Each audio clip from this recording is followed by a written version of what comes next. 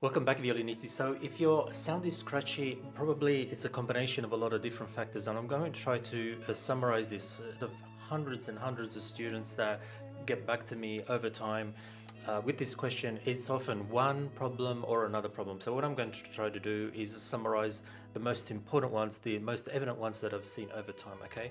So first one first is the bow not going straight, okay? So if you're not going straight, then you're going to start digging in and also having a lot of scratchy sounds. You're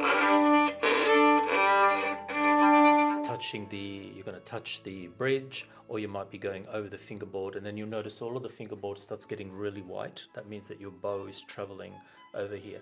So we also have to be honest with ourselves and have a sort of an objective evaluation ourselves. So if we just say, oh, it's fine. No, it's not fine. We have to move between the bridge and the fingerboard, okay?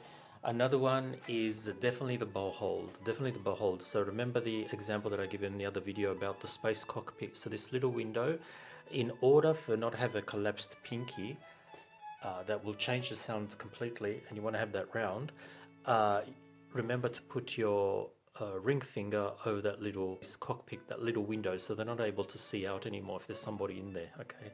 So that way your pinky will suddenly get round. There are also some little gadgets that you can buy that you can slide onto your bow, and that way your fingers go in certain directions.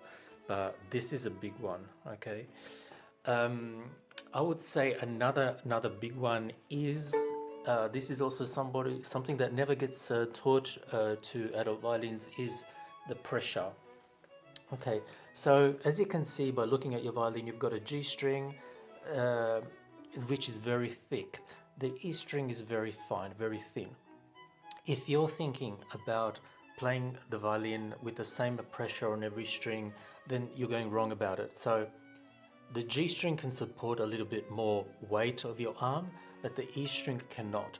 If you put the same weight here, you're going to get the scratch because the E string is very thin. So here I say you have to be like a butterfly. You can almost play with two fingers. It wouldn't matter, okay? And here, it's a different type of sound, and you can be heavy. Okay, notice I talk about heaviness, I don't talk about pressing. Pressing is different.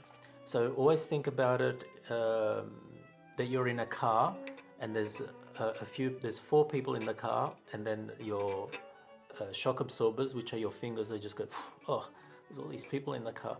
So basically you're distributing some weight.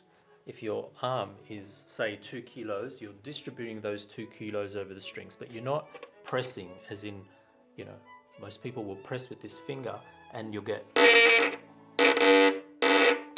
this sound. You need to be very light. You can put a little bit more weight, okay? So you have to have control of this terminology of the weight. If you put less weight on the E string, then all of a sudden you get this beautiful sound.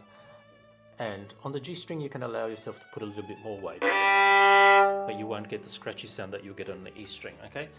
I hope this really helps. I've had so many comments regarding this, but if you've got some other problem, please put it in the comments. We'll go from there, okay? Ciao, ciao.